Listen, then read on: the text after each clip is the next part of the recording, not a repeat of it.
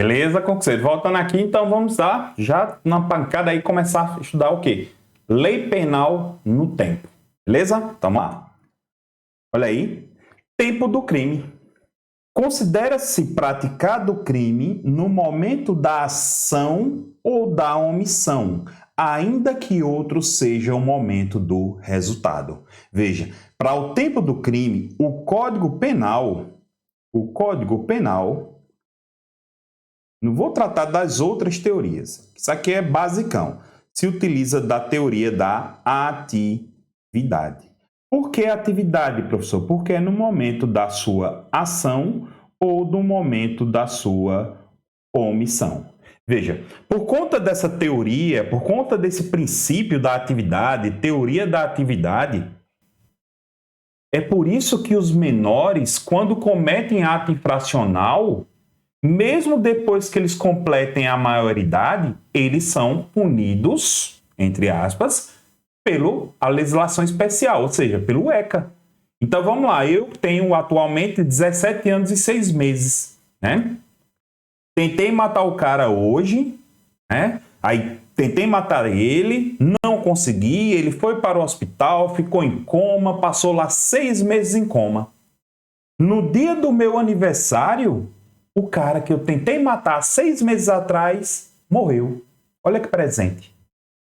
Cara, eu vou ser julgado de acordo com o ECA, porque no meu momento da minha ação, eu era menor de idade.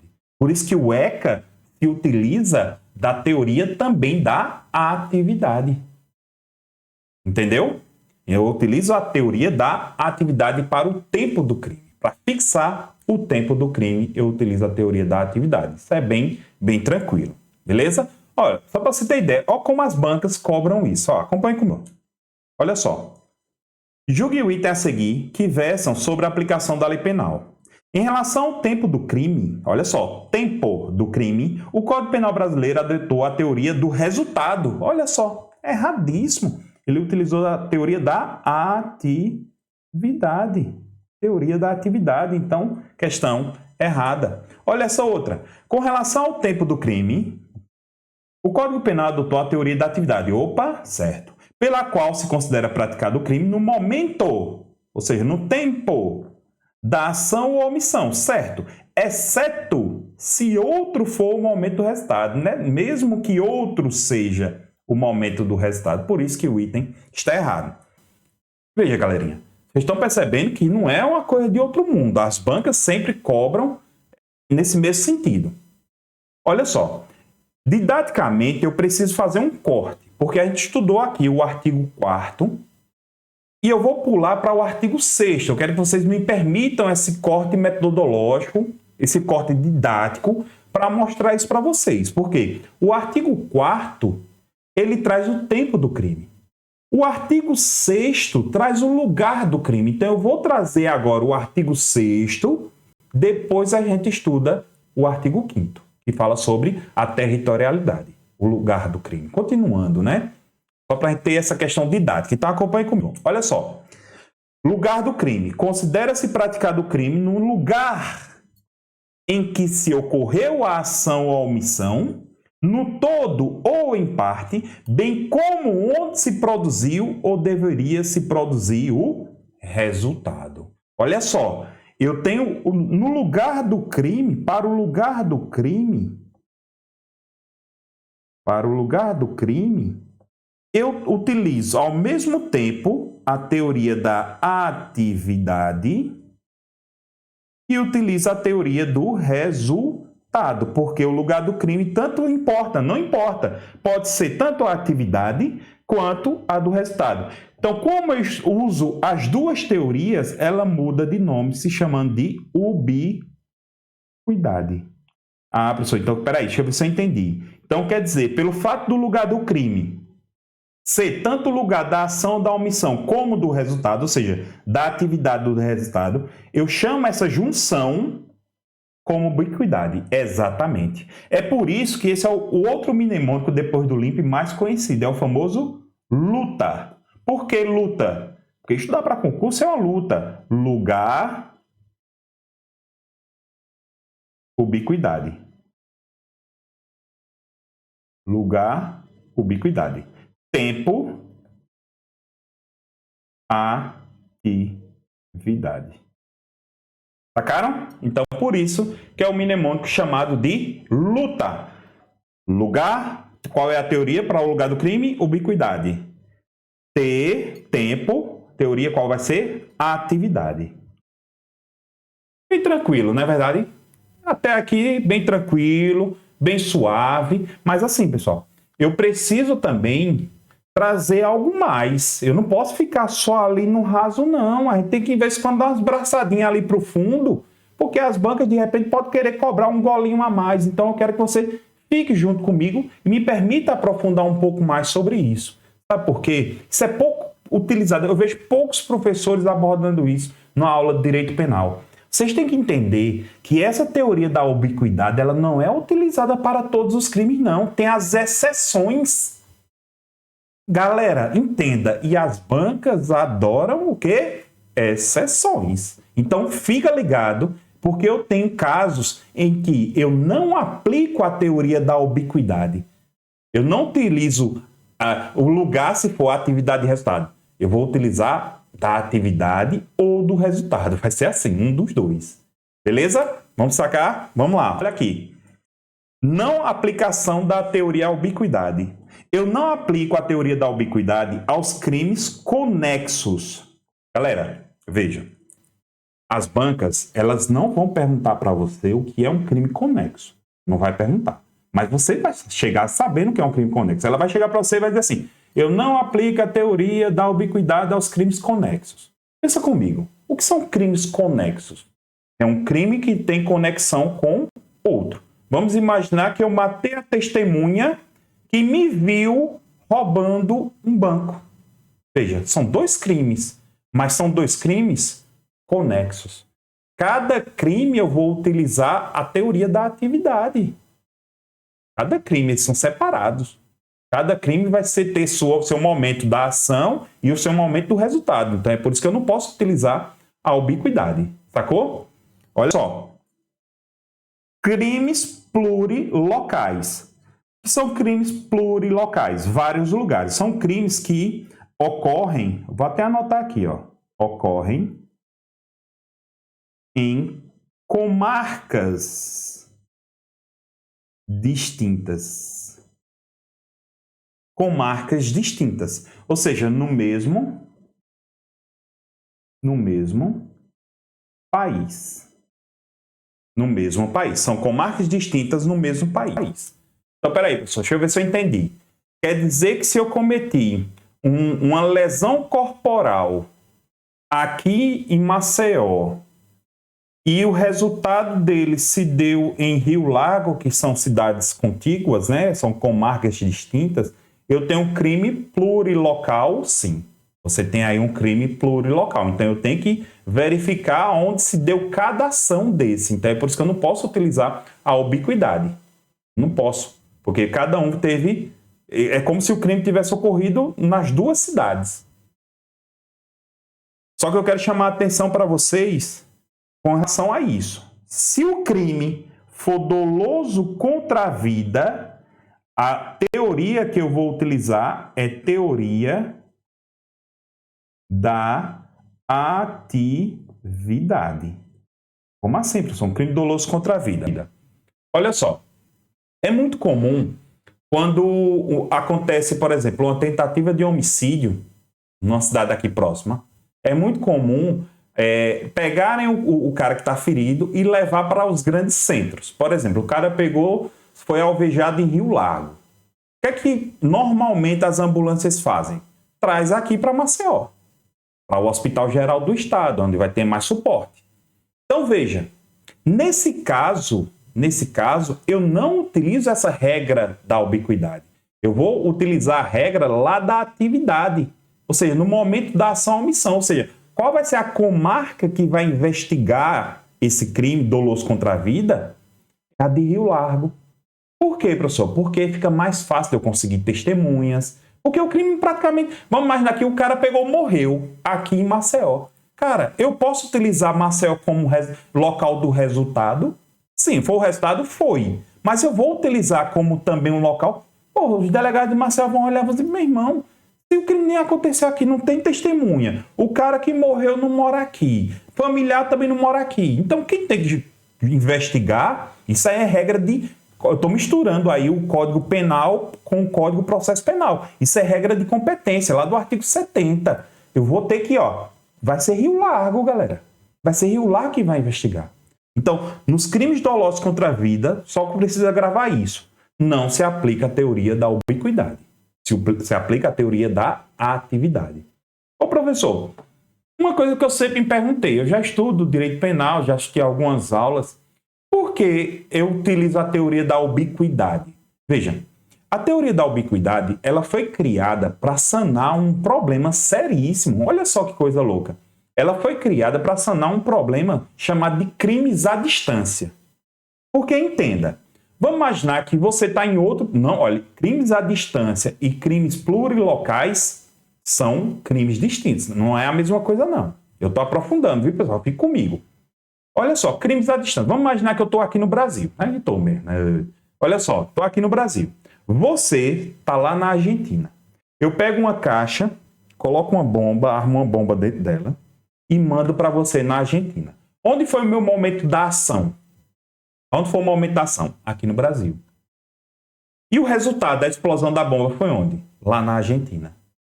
Veja, se eu utilizasse a teoria do resultado, só do resultado, eu não ia poder ser punido.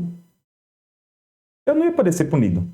Porque você só é punido quando você comete uma ação ou omissão consciente e voluntária. Eu não ia ser punido. Porque a teoria utilizada seria a do resultado. E quem ia investigar seria o quê? Teria essa questão da Argentina. E se eu utilizar só da atividade, eu não teria o resultado. Eu não teria o resultado. E veja que todo crime precisa ter resultado. Ou resultado naturalístico ou resultado jurídico. Como não ia ter resultado, porque o resultado da teoria adotada era da atividade, eu não ia ter resultado. Então ficava esse impasse. Para resolver esse problema dos crimes à distância, disseram não. Então, para a gente saber onde foi o lugar do crime, a gente pode tanto fixar o lugar da ação ou da omissão, ou seja, no Brasil, como também o do resultado, que foi o quê? A Argentina. Entendeu? Então, mas muito cuidado. Nos crimes plurilocais e nos crimes dolosos contra a vida, eu não utilizo essa regra. Eu não utilizo a ubiquidade. E isso cai. Só que cai assim. Concurso mais analista judiciário, técnico judiciário, escrivão, agente de polícia civil, certo? Olha também, infrações de menor potencial ofensivo. Infrações de menor potencial ofensivo são as IMPOs, que são aqueles crimes com pena máxima até 2 anos. Eu utilizo a teoria da atividade. Crimes falimentares, eu utilizo o local da falência. O local da falência, né? Eu também não utilizo, é onde houve a falência, os crimes falimentares. Atos infracionais, também teoria da atividade. Veja, a banca não vai perguntar qual teoria utilizada. Ela só vai perguntar assim: não se aplica a teoria da ubiquidade. Crimes conexos, crimes plurilocais, crimes dolosos contra a vida, IMPO, crimes falimentares e atos infracionais. Pronto, grave isso e vamos seguir. Olha aqui, ó. Técnico judiciário. Lembra que eu falei? Técnico judiciário cobra. Olha só. Ainda que se trate de tentativa delituosa, considera-se o lugar do crime não só aquele onde o agente tiver praticado os atos executórios, mas também aquele onde deveria produzir o resultado.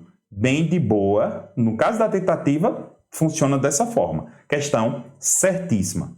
Olha 8. Analista judiciário. Lugar do crime, para os efeitos de incidência da lei penal brasileira, é aquele onde foi praticada a ação ou omissão, certo? No todo ou em parte, certo? Bem como aquele onde se produziu ou, no caso de tentativa, teria sido produzido o resultado. A mesma coisa, a mesma redação. Só mudou um pouquinho aqui para tentar confundir, mas ela está toda dentro dos conformes.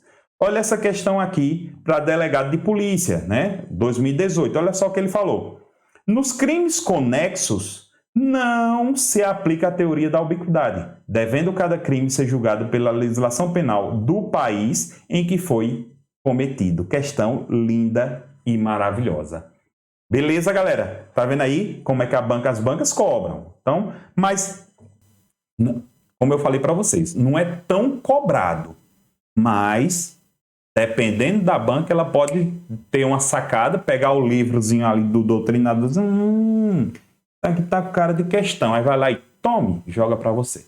Beleza? E lembre-se que esse curso eu tenho que fazer com que você pegar o aluno que não entende nada de direito penal e também pegar o aluno que já tem uma boa base de direito penal e colocar os dois aqui, ó, na mesma igualdade. Beleza? Tranquilidade. De boa? Posso continuar? Sim ou não? Lembrando, pessoal, qualquer dúvida, só entrar em contato comigo, ó, pessoal. Tem como você me explicar isso aqui e tal? E eu darei todo o suporte para vocês. Show de bola? Vamos seguir. Olha aí. Vamos agora à aplicação da lei penal no espaço, né? No espaço. Vamos aqui estudar a territorialidade. Ele fala assim, aplica-se a lei penal brasileira, ou seja, aplica-se o Código Penal, sem prejuízo das convenções e tratados e regras de direito internacional, ao crime cometido no território nacional. Isso aqui é bem de boa, pessoal. Onde é que eu vou aplicar o Código Penal? No crime cometido no território nacional. Só que eu tenho que observar o quê? Tratados e convenções internacionais. Aí você chega para mim e diz, professor, mas e o que é o território brasileiro? O que é que eu considero como território brasileiro? Olha só. Território nacional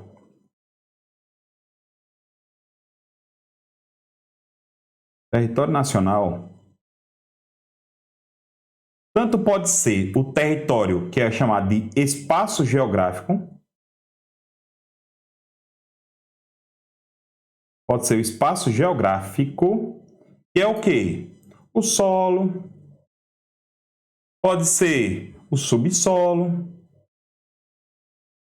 pode ser o ar, né, o espaço aéreo, pode ser o espaço terrestre. Olha só que sacada.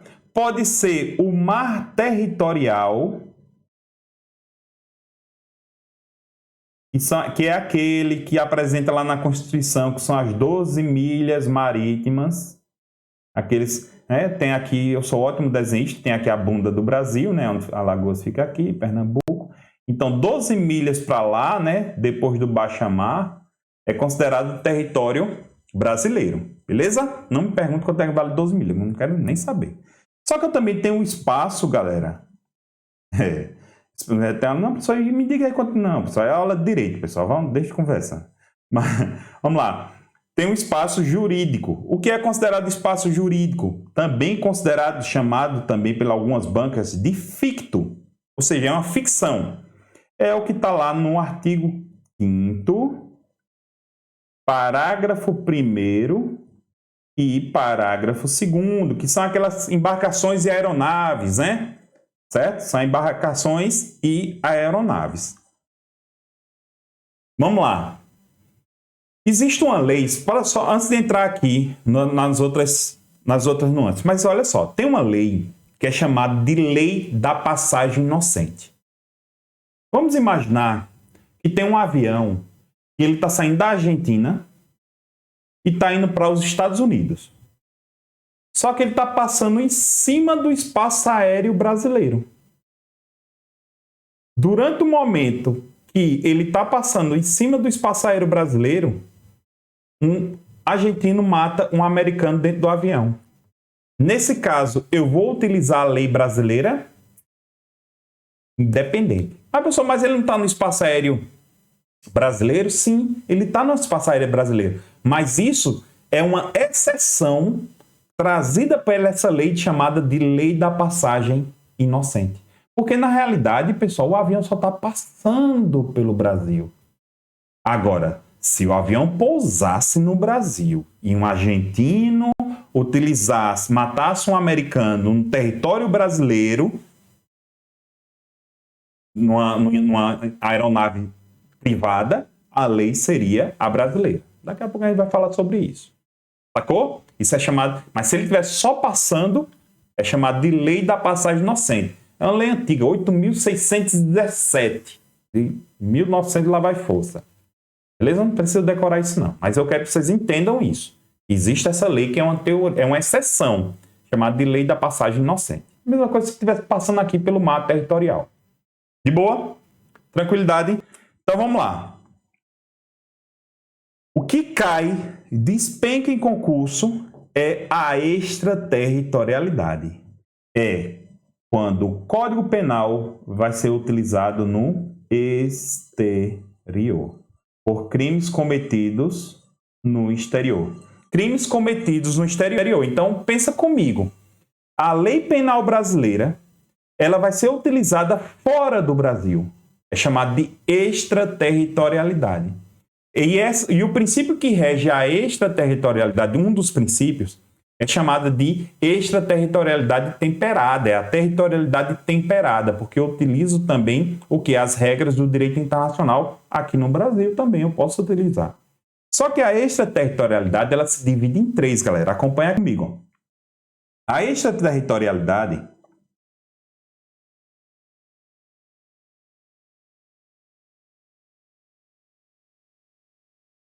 nome grande danado, eles se dividem em incondicionada, condicionada e hipercondicionada. Hipercondicionada. Então veja só.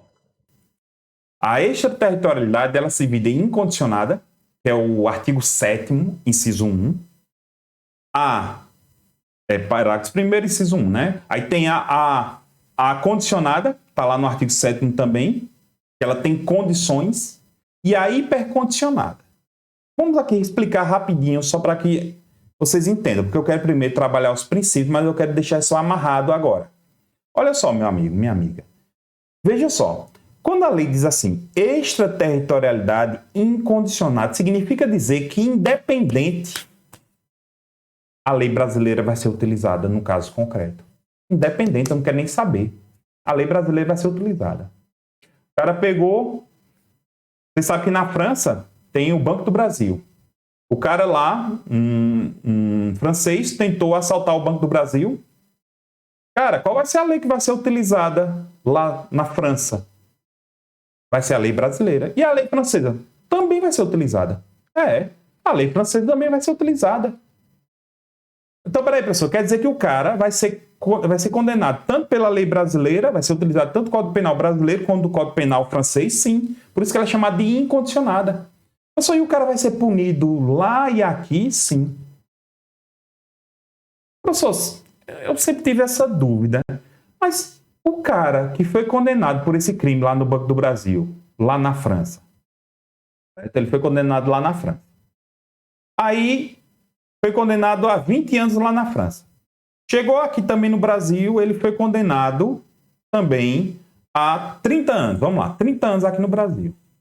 Só que ele está lá, professor, na França. Como é que ele vai cumprir a pena aqui? Veja, o Brasil vai solicitar a extradição dele para ele cumprir a pena aqui. Só e se a França não conceder? Brasil, meu amigo. Morreu Maria Preá. Agora, vamos imaginar assim, a França chega e diz assim, não, beleza, Brasil. Como ele foi condenado aqui aos 20 anos, quando ele cumprir os 20 anos, eu extradito ele para ele cumprir os 10 anos que vai faltar. Porque não foi 30 aqui no Brasil, então as penas idênticas não vão se computar, daqui a pouco a gente vai trabalhar sobre isso. Não vão se computar? Professor, então entendi. Exatamente, professor. Professor, e se a França nunca extraditar? Não importa. Pelo menos ele já foi condenado aqui no Brasil. E a França pode alegar o seguinte. Ele é francês nato. Se, por acaso, eu não conheço a Constituição francesa, mas a França pode chegar e dizer assim, ele é francês nato, então não vou poder extraditar, porque francês nato, de acordo com a nossa Constituição, não pode ser extraditado por crime comum. Ou em nenhum momento, por nada. Sacou? Eu estou falando uma comparação, pessoal, pelo amor de Deus. Tranquilidade, firme e forte. Eu sou a condicionada. É o seguinte. Para a lei brasileira ser utilizada, preciso ter condições. Por exemplo, uma das condições é o autor do crime vir para o Brasil. Por exemplo, um cara lá no Canadá cometeu um crime, certo? E o Brasil foi interessado, tal, ali teve como é que eu posso dizer assim? Ferir um bem jurídico brasileiro, porque entenda que eu só posso utilizar o Código Penal se o bem jurídico interessar ao Brasil, entendeu? Aí o cara cometeu um crime lá fora, aí o Brasil faz, eita, porra, ele vai ser condenado. Mas para ele ser condenado, ele tem que vir aqui para o Brasil. Ou seja, uma das condições, ele vir para o Brasil. Uma das. São várias, são 5. Tem que ser pelo menos uma. Né? Ou tem que ser as 5. Pelo menos as 5. Olha só. Estou só dando um exemplo. Ele tem que vir para o Brasil. Daqui a pouco a gente vai trabalhar todas. Relaxa, eu estou só apresentando aqui. Beleza? E eu tenho a outra, que é a hipercondicionada. Que é o quê? Além desses requisitos da condicionada, eu ainda tenho mais 2. Por isso que ela é chamada de hipercondicionada. Porque além dos requisitos da condicionada, lá do parágrafo 2º, eu preciso também ter mais 2 que está lá no parágrafo 3º. Beleza? Aí a gente vai trabalhar agora quais são essas condições, nós vamos ver quais são os casos, mas antes vamos ver os princípios. Mas vamos ver os princípios daqui a pouquinho, beleza? Daqui a pouco a gente volta.